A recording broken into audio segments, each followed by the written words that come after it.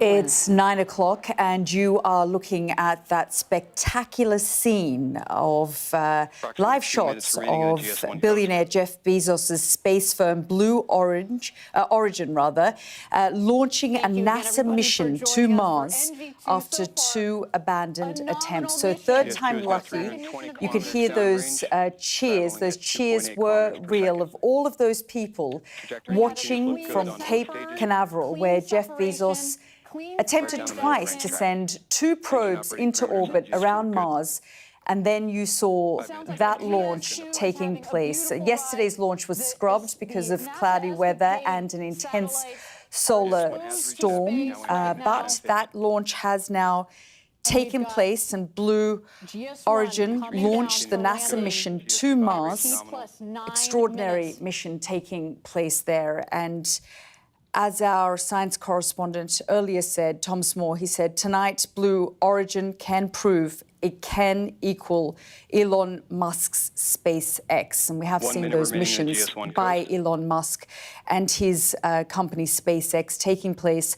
But this was Jeff Bezos, another billionaire, launching his NASA mission to Mars. Let's bring in Thomas Moore now, who's watching. That was quite a spectacular, Thomas. I mean, you do hold your breath. When I saw that T-minus, it's such a big moment because anything can happen in that countdown. We saw just moments earlier when it got to about 20 seconds, they had to stop. And there really is a science to all of this. Everything has to go right. Everything has to come together. And as we can see there, that extraordinary, spectacular launch into space. These are complicated machines, and that's why you do see them taking great caution, particularly on a second flight like this, carrying a valuable payload. They don't want to mess things up when you're carrying 2 spacecraft for NASA that are on their way to Mars. That wouldn't be the greatest PR for any new rocket company. But Blue Origin are now halfway there to matching Elon Musk. They've got a commercial payload well on its way to orbit now for the first time, and they'll also attempt to land the bottom half of that rocket, the booster stage, down on a ship. That would make the rocket reusable, bringing down the cost of access to space, but also doing exactly what Elon Musk does on such a regular basis. That would mean 2 companies, 2 billionaires, both able to do it, and that will lead to strong competition, a space race for billionaires. Absolutely, and that's what this has become. I mean, we're describing it as the NASA mission, and of course NASA plays a huge and important role. But we are now seeing private citizens, these billionaires, private companies entering the race to space, and this particular one attempting to send those 2 probes into orbit around Mars. Just talk us through a little bit, what we just saw there, because that T+ turned into T-. What does all that mean? And then the fact that all of this has to come together to see the kind of successful mission that we're looking at right now. Yeah, so they're counting down to 0. So the T- is the minutes or seconds down to 0, and then the plus is how many minutes or seconds into its flight. And it takes roughly 10, 12 minutes to reach orbit, depending on the rocket. And that's what is happening now. And at the moment, we're really looking for that moment for the booster to be coming down, because that is a key test for Jeff Bezos and his company Blue Origin, that they can do this. This is going to be a transformational moment, not just for the company, but also for access to space and the role that private companies play. That is the Jacqueline, just looking out of the corner of my eye there. The Jacqueline is the ship. It's named after Jeff Bezos' mother, and it looks like it was just cut out. And that looks like it is about to land on the deck. Amazing. It is quite an extraordinary scene. And just talk us through a little bit more about this mission, what it's trying to achieve. Obviously, Jeff Bezos there, very much trying to do and doing what Elon Musk has been doing for some time now. But what are they trying to actually achieve by sending this mission to orbit around Mars, the red planet? Yeah, I mean, we shouldn't kind of gloss over what's just happened there. That is the rocket back down on the ship. You can see how pleased the Blue Origin employees are there. They have been working on this for years, and they've smashed it, frankly. And that means that Blue Origin can do what SpaceX can do. That is a mega rocket that is got access to space. But this mission took 2 space probes up into orbit. Now, those are NASA space probes. It is the Escapade mission. They are going to Mars. They will arrive there in November next year, and they are going to be studying the atmosphere of Mars, why the solar wind has stripped away the atmosphere of the red planet. It used to be a warm and wet planet, much like Earth, but then about 2 billion years ago, the atmosphere was blown away by solar wind and has just turned Mars into an uninhabitable desert. That's part of understanding what's happening in our solar system, but also, of course, humans going back to Mars, and they want to understand what risks there may be there for astronauts as they're more exposed to radiation. Yeah, Thomas, just to capture this moment, the cheers that we saw from the employees watching and holding their breath, as we all were as well, because, as you say, the condition for something like this to be successful, it's so sensitive. And there were 2 other attempts before this third attempt, and of course, yesterday's launch was scrubbed because of cloudy weather and an intense solar storm. So everything has to almost come together perfectly to make something like this happen. Yeah, so Sunday, I mean, it just really underlines how difficult it is to get stuff off the ground. Sunday it was bad weather and a cruise ship that strayed into the safety zone.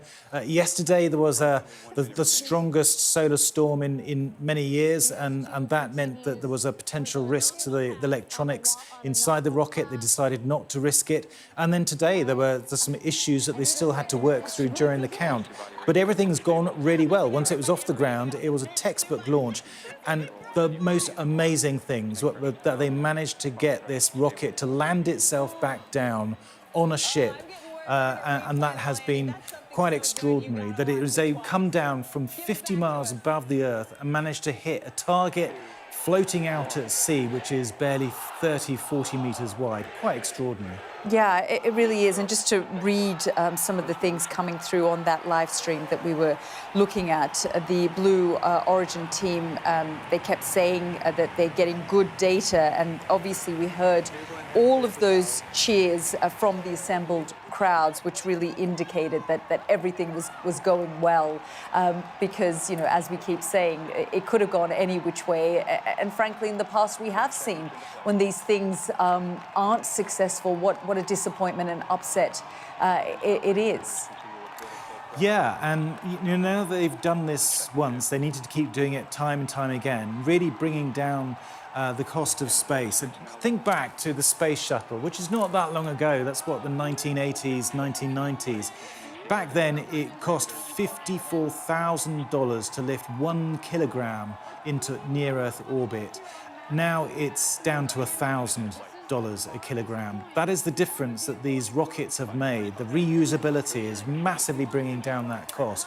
And now that you've got 2 companies that can do it, it's likely to lead to further competition, further bringing down the cost. And that is going to be great for transforming access to space. And we are using near-Earth orbit more and more now. It's GPS, communications, Earth observation, stuff we don't even think about. And you know, they're talking about possibly that our phones are now going to be connecting to satellites, that we might in future not be relying on, you know, masts on the ground, that our phones will be connecting to satellites with brilliant, super fast speeds and so on.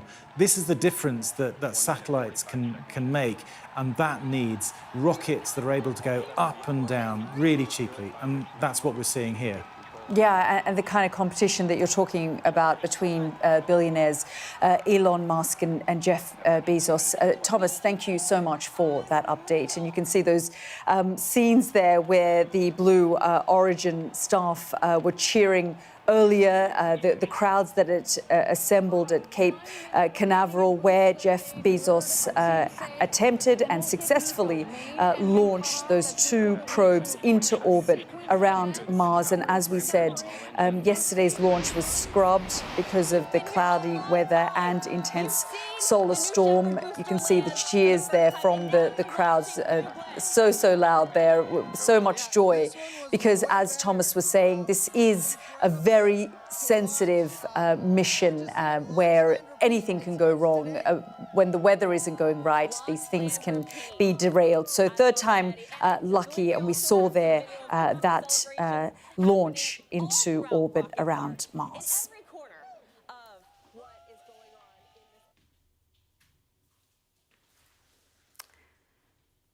Now, let's go to the rest of the day's news and another developing story this evening. The BBC has apologised to Donald Trump for an error of judgment after a misleading edit of his speech on January the 6th. But the corporation has rejected a defamation claim. Tonight, the BBC have released the following statement saying lawyers for the BBC have written to President Trump's legal team in response to a letter received on Sunday.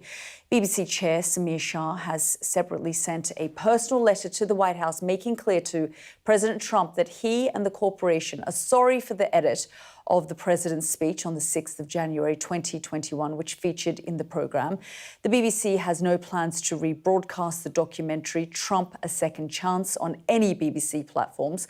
While the BBC sincerely regrets the manner in which the video clip was edited, we strongly disagree there is a basis for a defamation claim. But let's speak to Jamie Angus, a former BBC World Service Director and a trustee of the Henry Jackson Society. Jamie, it's really good to see you. You and I both worked at the BBC together, and it's really unfortunate to see all of this unfolding. But I just want to get your thoughts on the developments of the last week. This letter now that we're hearing that Samir Shah, the chair, has sent to the White House directly.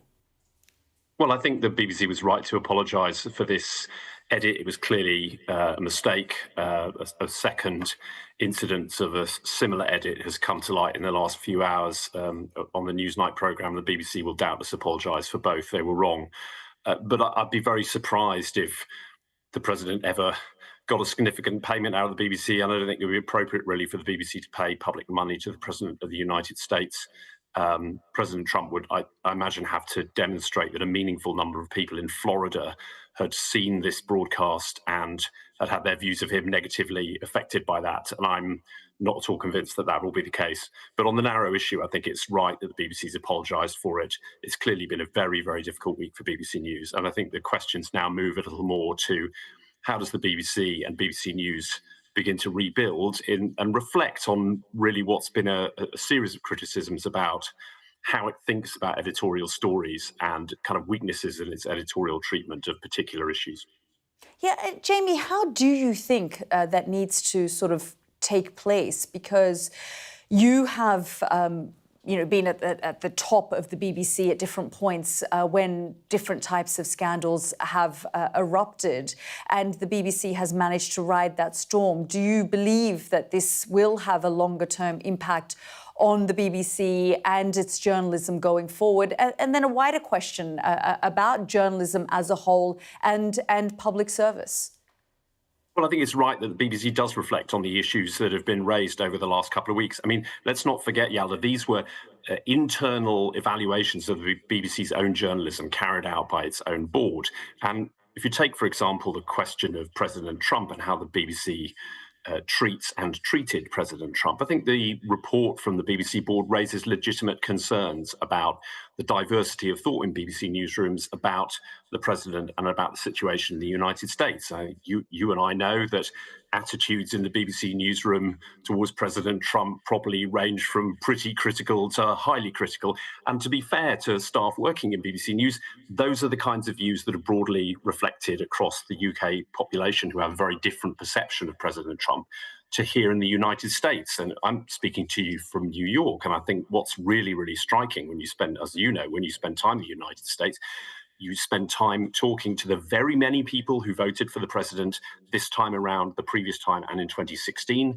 President Trump won the majority, the plurality of the popular vote in just 1 year ago. And you meet a very wide cross-section of people who support President Trump for a very wide number of reasons. And I think it's incumbent on the BBC, which has significant commercial and audience ambitions here in the United States, let's not forget, to represent those and try and explain them to a UK audience who are probably not in the same place, clearly, as a lot of Trump voters here in the United States. Jamie, do you think this adds to the pressure at a time where the truth itself gets questioned often? And we do hear President Trump, often referring to mainstream media as fake news media. We know that he's had other lawsuits on other news networks in the United States. The sort of pressure it now puts on journalists in the United States, here in the UK. I mean, clearly part of President Trump's modus operandi is to constantly be in a state of battle with any and every mainstream media organisation. That's not surprising. That's clearly a part of how it operates.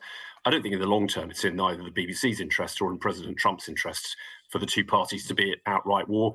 BBC News remains one of the most widely viewed and most influential news organisations on the planet.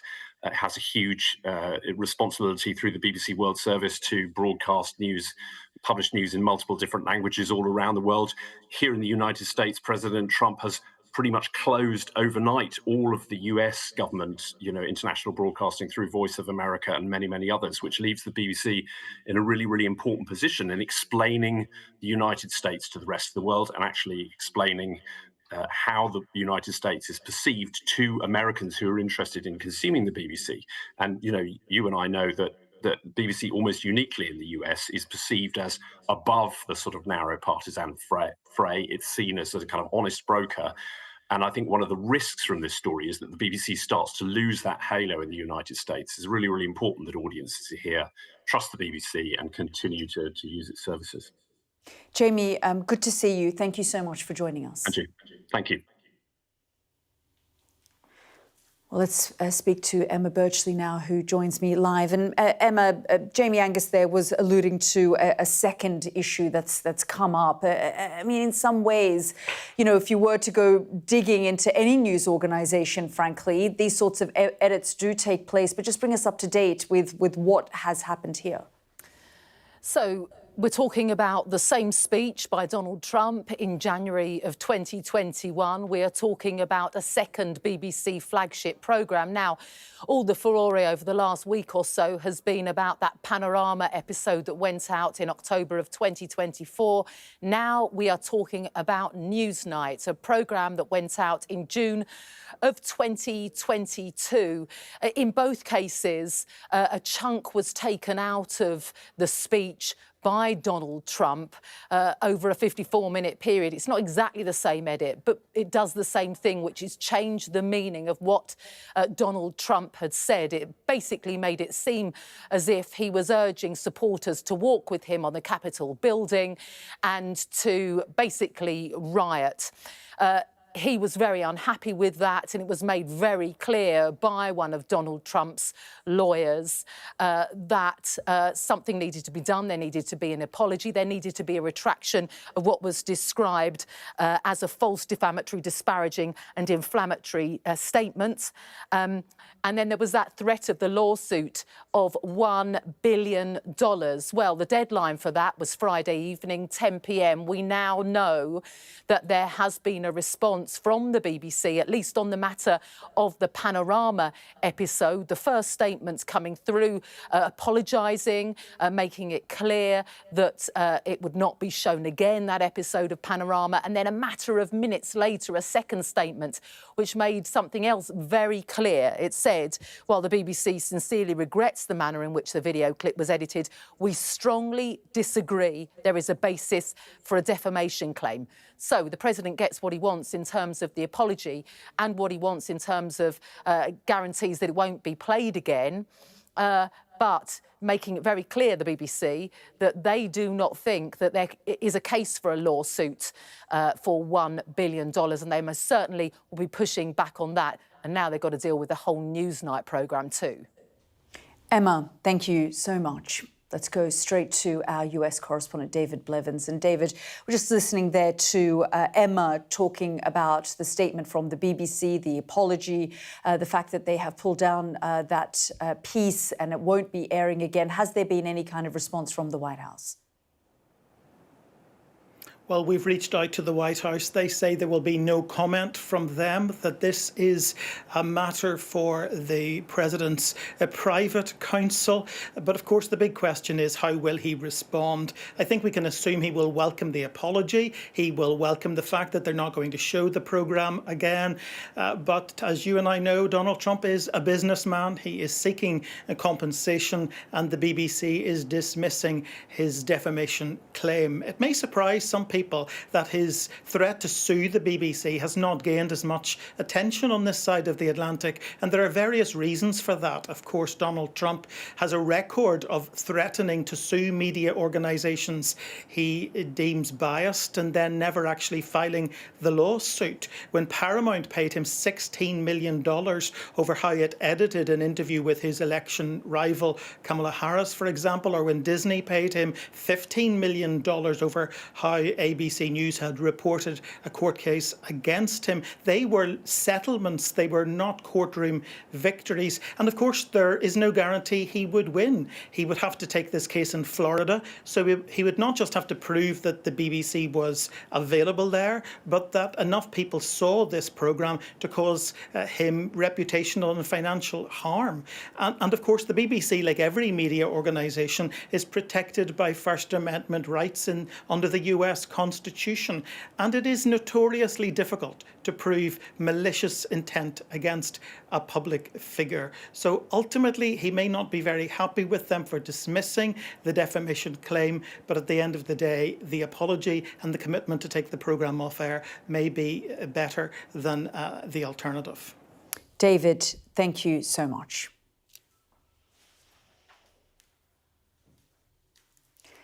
I just want to turn tonight to a warning from a wife of a British man who spent more than 2 weeks locked up in US immigration detention centre. This is Sami Hamdi. He's a pro-Palestinian journalist and commentator.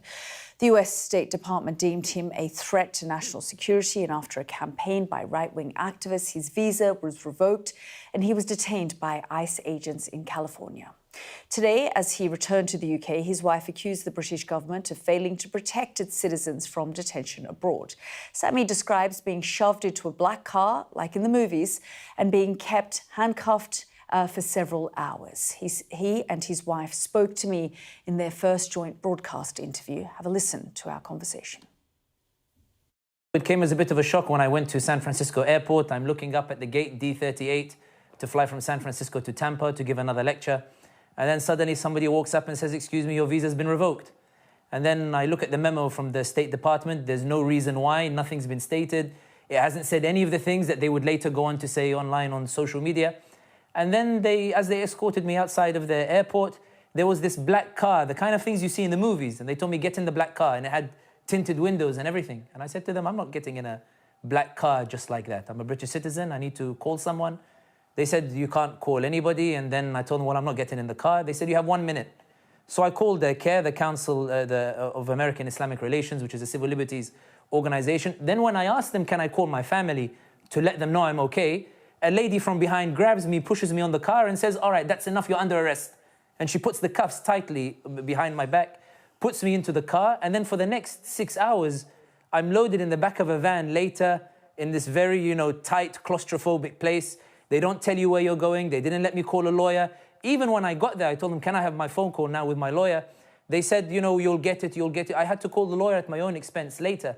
And I just found it was quite an aggressive experience, because I even said to ICE, I said, "Listen, I'm coming as a guest. I can just fly home to London." And they went, "This is not how this works." And each time I told them, "Guys, I've got things to do in London. I need to go home. My flight was November 2nd. And they insisted. They kept going until the federal judges came in, and highlighted that there's a serious risk of infringement on freedom of speech. In the end, the attorney on behalf of the government came and said, listen, let's just clear this up very easily. You know, if you decide to depart, we won't make it difficult for you. What they were saying online was never said privately between the lawyers. And thankfully, I ended up home. And you were held for roughly 2 weeks. In that time, did you have access to your lawyers? Were you able to call home? Were you able to call your wife, Sumaya, and speak to your family? So for the first 3 days, I couldn't. On the second day, they told me that I was going to be transferred to Fresno.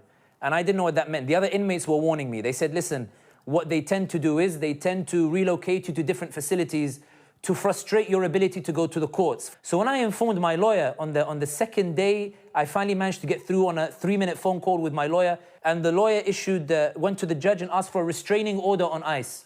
And the judge awarded it immediately. The judge actually said in the restraining order, we're deeply concerned that there are First Amendment infringements in this, and therefore Sami is not allowed to be moved from any facility. And then the government responded and said, or those in the other side responded and went to the federal judge and said, you have no jurisdiction to look at freedom of speech for an alien, as they termed it. The judge responded within an hour saying, we have full jurisdiction to look into it because based on this case, there is a very serious fear that his freedom of speech has been infringed. And this is despite all of the things that were being said on social media. So when I had my court hearing on Monday the 10th, I told the judge said, there's a deal on the table. Do you want to go home? I said, yes, I've got things to do. I've got, work to do. I've got things to say and the like. And then they agreed and on Monday was the court. Wednesday, I went home. But there is one thing I want to mention here, which is that what I noticed when ICE detain you is they don't catch you on the processes, they catch you on the loopholes. So I give an example in my case. My original court hearing was on November 6th. When I went to Fresno and they cuff you on your feet, they cuff you on your hands, they throw you in a cell, you sleep in the foot cuffs. They kept me there with 24 hours until my legs were swollen. When I told the guards, look, my legs are swollen, visibly swollen, the guards simply ignored it. They only started treating me better when everybody at Sky News and the other media started raising their voices. They started treating me a bit better. Sami, we're going to get to freedom of speech in a moment, but the original reason that ICE, Homeland Security, said was the reason they were detaining you was that you'd overstayed your visa. And then a spokeswoman for the US Department of Homeland Security said your visa had been revoked as those who support terrorism and undermine American national security will not be allowed to work or visit this country. How do you react to that statement?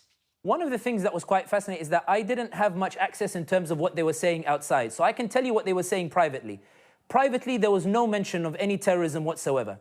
Privately, the lawyers admitted that that video that was being used, which was stitched together, was inadmissible in court. The judges would never accept that video, and that was the view of the lawyers of the government, and that was the view of the lawyers that I had as well.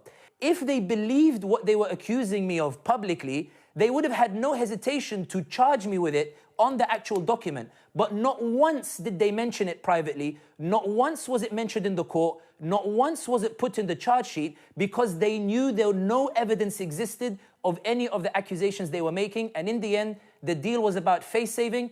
I was happy to go home. I have work to do. They told me I can come back to America whenever I want. And of course, they get to say that Sami Hamdi ended up leaving America. The case gets closed. And it worked out for both of us.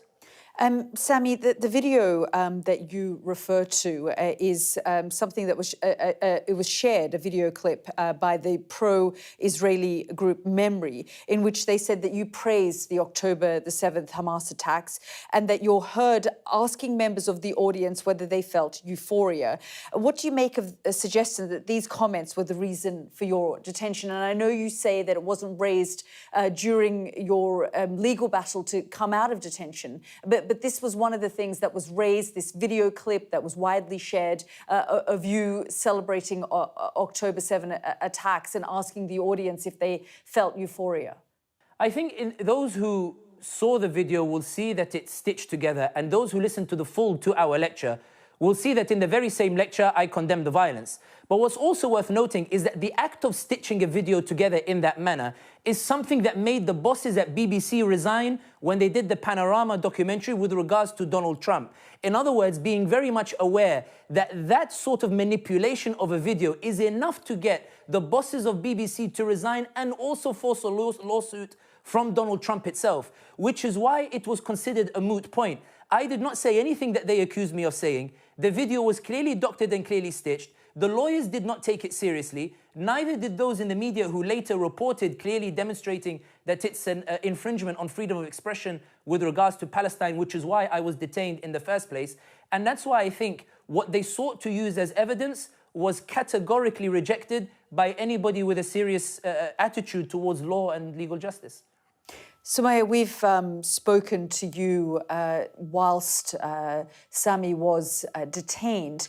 Just tell me whether you received the support that you felt you needed and whether the British government supported you through this ordeal or asked you if they could provide any kind of assistance, given Sami is a British national citizen who was detained in the United States.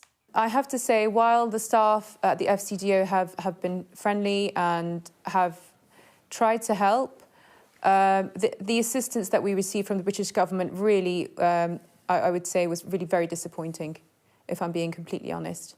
Right up to the end, to this morning, when we received an email with incorrect information from the FCDO in which I was told that Sami would be flying back next week, when in fact he was already on the plane on his way to London. So I don't see that the British government has taken it seriously when one of their own citizens, a registered journalist, has been taken under false pretenses, has not been charged with any crime and has had his liberty deprived of him. And I think this is really very concerning that the British government is not taking more serious action with regards to our closest ally, the United States, to ensure that British citizens are protected.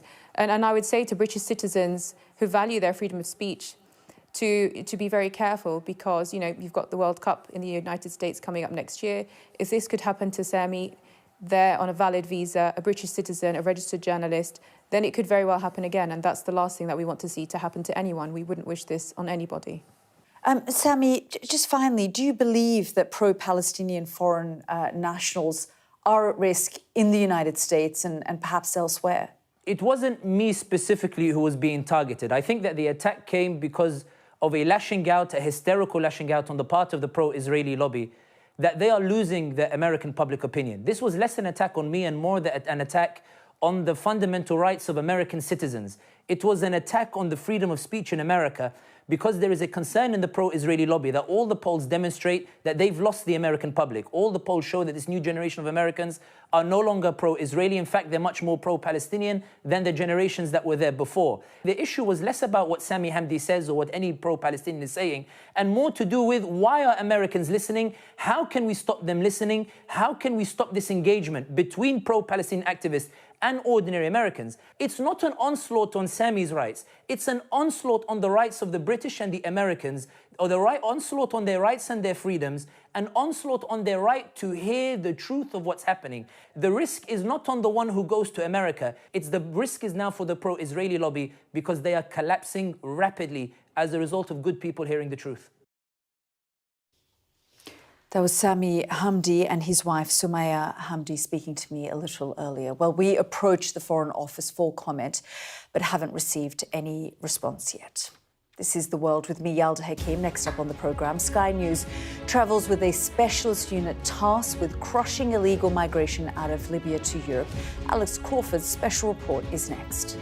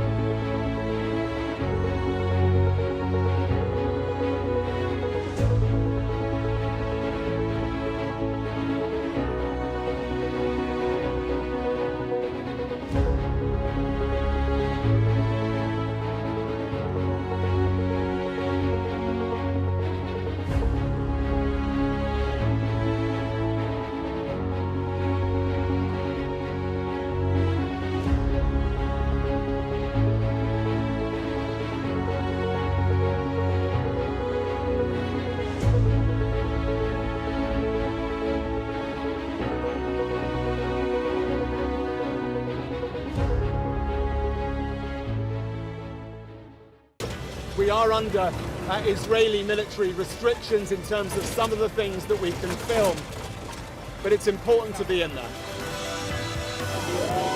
What a slow drive for the president as he approaches his golf club. 4 more years! Free wherever you get your news.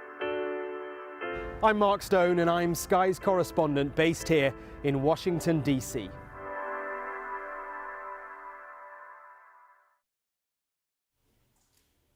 Welcome back. We're going to focus now on the East African country described as Europe's smuggling frontline, Libya. Over 2 weeks, our special correspondent met dozens of men, many of them from Sudan, as they waited to board overloaded dinghies to cross the Mediterranean. An estimated 2,200 died or went missing trying to make that same crossing last year. And Libya is a key transit point for those seeking a new life in Europe. Migrants and refugees travel from East and West Africa, from the Middle East, and even as far afield as Bangladesh. There were 36,700 crossings on the central Mediterranean route in the first 7 months of this year, mostly headed for Malta, Italy or Greece. Most people set sail from eastern Libya, controlled by a powerful militia leader who's keen to prove he can crack down on smugglers and their cargo. Sky News has been given rare access to a specialist unit tasked with cracking down on the people smuggling trade and to a detention centre where men, women and children were being held for months. Alex Crawford has this report from Benghazi. We've seen inside East Libya's detention centres, which are generally off limits. They're packed with those caught being smuggled to Europe. We talked to the men accused of being people smugglers. And we're with the forces trying to break the international smuggling networks crossing the sea from North Africa. The trade in humans is one of the most lucrative ways of making money in East Libya right now. A lot of people. A lot of people.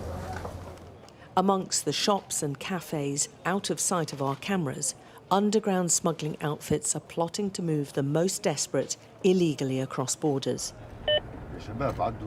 The law enforcers we're with rely a lot on informants and intelligence.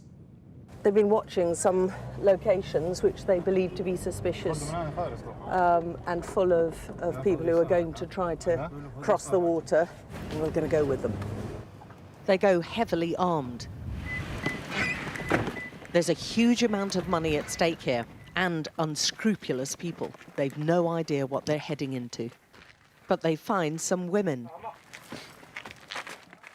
And round the corner in this disused building, a bigger group of frightened Sudanese.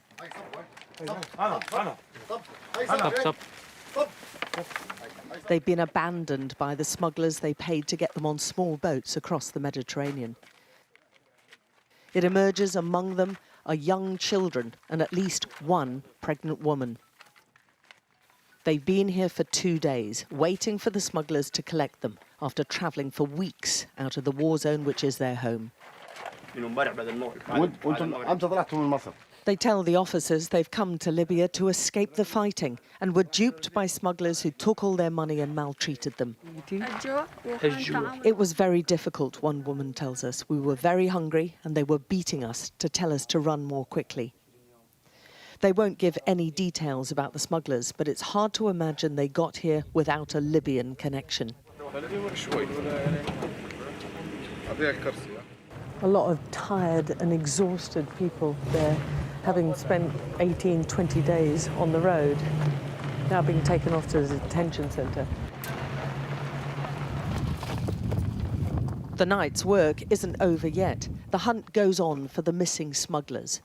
The smugglers are known to lock up their human cargo and hold them captive until their families pay ransoms. They've no idea what's behind this locked door, but they're not taking any chances. Inside, they discovered 2 packed-up dinghies and motors, waiting to be used to smuggle people across the sea. They reckon these boats, and they found 2 of them, could probably take between 60 to 100 people, and that would probably net around about 150,000 American dollars. The whole of East Libya is effectively under the command of the military leader, General Haftar, and his sons. The general's picture is everywhere, and the Haftar regime is accused by human rights groups of being involved in smuggling, corruption and torture. It's rare to get access to the detention centres. This is the main one in Benghazi, housing thousands caught being smuggled. We have a large escort of guards, but the East Libyan authorities are on a mission to show us how Europe needs to work with them. Up until now, officially, European funds have been directed to the rival and separate UN-recognised government in the West.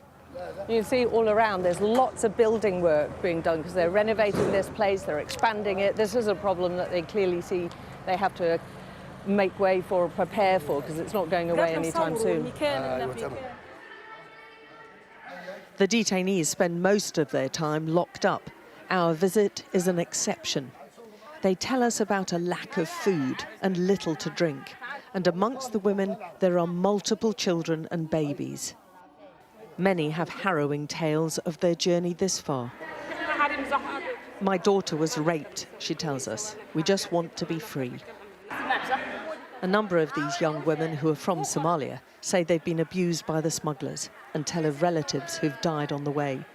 With the guards listening, it's difficult to know how comfortable they feel telling us about conditions here. Sandra seeks us out to specifically tell us she's been raped, and so have many others. I'm checking even for pregnant, I'm not pregnant, but for HIV, still not answered. They're waiting. Because they're scared too much. It's not good in here. They want to go, but it's not good. Everything is not good. It's not good. Every girl is staying up to every boys. They do something like sex or something, but they don't tell us. I'm sorry, they're making me leave. It's okay. We're told we need to move on at this point. In the men's centre, some Nigerians say they've been held here for months. Francis says for nearly a year, and they're desperate to leave. To be frank, nobody would like to stay in Libya because of their problems. Maybe they hate blacks or maybe they hate us, but some of us, my own intention too is to also work and get money. I have my original passport to from here to travel. To where? To where? To Turkey, to any Europe country. What about safety in these centres? Do you feel safe? Not safe. As you can see, when we are here, no more going outside. We are living here. Others are brought before us, accused of being people smugglers, charges they deny. When they arrest us, later they took us to court, they say we are selling and buying. Selling and buying what? Women. Women? They insist they've been set up. We need your help. But there is no access to lawyers or even relatives here. We need your help. We need freedom. Freedom. We need freedom. The East Libyan authorities are definitely trying to show us how much they're doing to stop people smuggling. And their sea operations are night and day when we're with them. Looks like there's a lot of refugees on board. Quite a lot of them. You can see them all sitting there. And looks like, according to their information, they've spent at least a couple of days at sea already. This latest group pulled from a small dinghy are from Bangladesh, again with ambitions of a future in Europe. People want to go to Italy because we want to live. We want to live. We have a life. We want to save life. Better life. We are not safe in Libya. We are not safe in Libya. No food, no water, nothing. We want to go to Italy. Please save us. Please save us. Our unusual access to East Libya has been all about demonstrating that this illegal migration is Europe's challenge, not the Libyans. We're repeatedly told that the army general in charge and his authorities here in the East want European funds and European recognition for their efforts. There's a big display in front of our cameras showing the officers returning personal belongings before those detained are deported. And there are lingering question marks over what it would mean for Europe if these operations were to suddenly stop. Alex Crawford, Sky News in East Libya. Well, Alex Crawford with that remarkable report. 23-year-old Gail Malouel was originally from South Sudan, but was sold into slavery in Libya. He was imprisoned but managed to escape and then tried 4 times to get across the Mediterranean. He's been telling me about what making that dangerous crossing is really like. Have a listen. When I came to Libya, it was not an intended journey. I happened to be there by force or being lured there by someone who lied to me that we are going to, restock after we build a relationship on the fact that he helped me from a person who apprehended me on my journey into Sudan. So being in Libya, especially in those cells, because I wouldn't call them prisons, it's really a horrible situation for a human being to go through. First of all, we were tortured, being given a phone to call your family or your friends to send ransom. And then if you fail to pay that hefty amount of money, and then sometime you can meet your end or you can be brutally tortured. I was in such kind of sales maybe 2 or 3 times. You understand that? And the first time when I was there, I stayed there for quite some time, about 6 months. And then the second time I stayed there for 3 months. And I was sold by one of the sales owners after I stayed for a long time without having any money to pay for myself. What was going through your mind? Did you ever think that you would be freed, that you would escape that area, the torture, the time in the cell? At first, when I first entered that torture, camp or chamber, when I arrived in there, I saw people laying down, and I didn't know whether these people were dead or alive. And to be honest with you, that is when I knew that my fate is going to be just like these people. And at that moment, I didn't even have the hope that maybe I'm going to survive or I'm going to, escape or be free someday. But then something happened. After I stayed there for 6 months, and there's no one to call, I say the same word every day. Although there's pain, there's suffering within that. They would ask me to change, at least lie, so that we can release you or we can, have mercy upon you. But I was advised by one of the people whom I met within that prison laying down. And he tells me that never change your word, because if you do, you're going to follow Mr. X and X who have died. And I stick to that, and I survived. And that led to them, with my consistency, to sold me out to people who are willing to pay money, in order to take me and work for them in their house. You were just a child. Yeah. And you ended up in this space. Yeah. Were there other children there with you as well, by yourself? Yeah, I think I wouldn't even call myself a child, considering that there are infants there crying every day, being starved, being jailed against their own will. And they haven't done anything wrong. Their own mistake or their own crime, the only crime that they have committed is the fact that they have left their home, which was not safe for them. South Sudan is still not safe, and we can see that it's on the brink of war yet again. It is one of the youngest countries on the planet, and it's been gripped by war. Do you still have family there, and have you thought about returning? Have you returned? No, I haven't returned to South Sudan. First of all, I still have a refugee status, which does not allow me to go back to South Sudan. And second thing, South Sudan is not safe for me at the moment. I have families in South Sudan, from extended family and, and friends. And my family, my immediate family, used to stay in South Sudan as well before, the beginning of this year. And because of how risky it is, they now went to Uganda into refugee resettlement camps to stay there, for their own safety. So South Sudan is really had a very catastrophic stage or situation at the moment. And I believe the world should do better by approaching the situation of South Sudan in a more practical way than just talking to politicians in a distance while they commit horrendous crime, displacing hundreds of thousands of people in 2025 alone. As you said, you managed to escape that cell. You managed to get to Europe, first to Italy, and then eventually you have come here to the UK.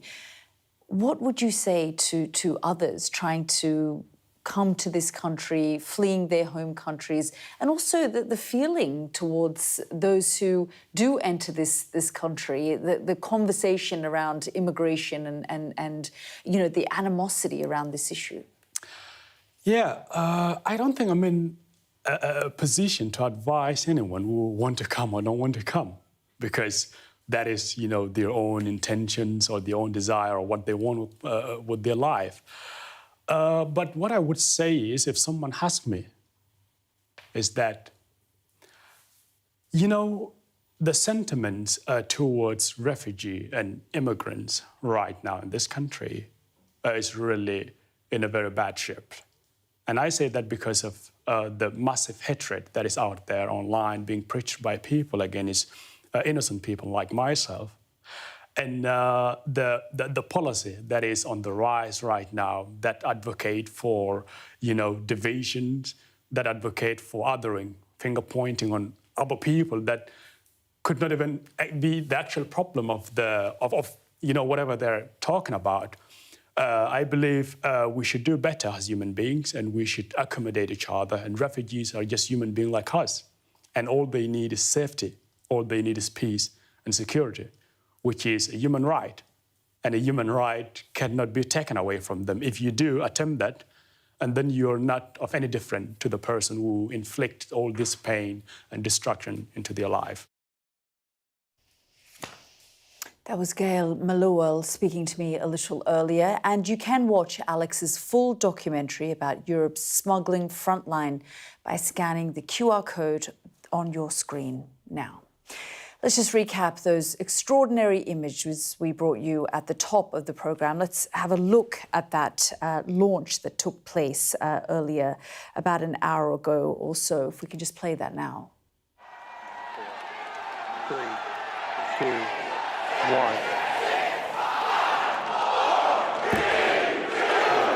Lift up, detected. Close motion.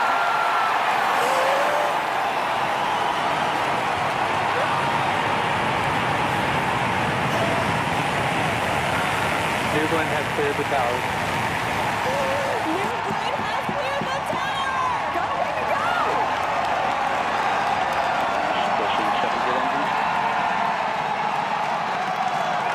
Into flight. Engine operating parameters continue with critical thrust by the dispatch to normal. 40 seconds in. Well, that extraordinary launch that you saw there taking place, this booster re-entered the atmosphere, landed back on Earth shortly after launch. On the way down, it engaged its re-entry burners while its initial payload of NASA satellites headed into space. It means the world's second richest man is going head-to-head with the first richest man, Elon Musk. However, Jeff Bezos has some catching up to do to Elon Musk's SpaceX.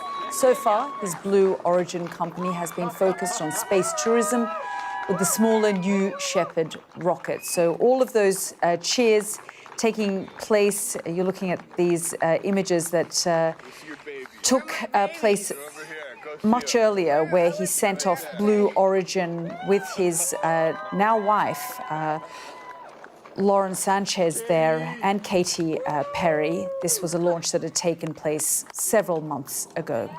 Good night from the team and I.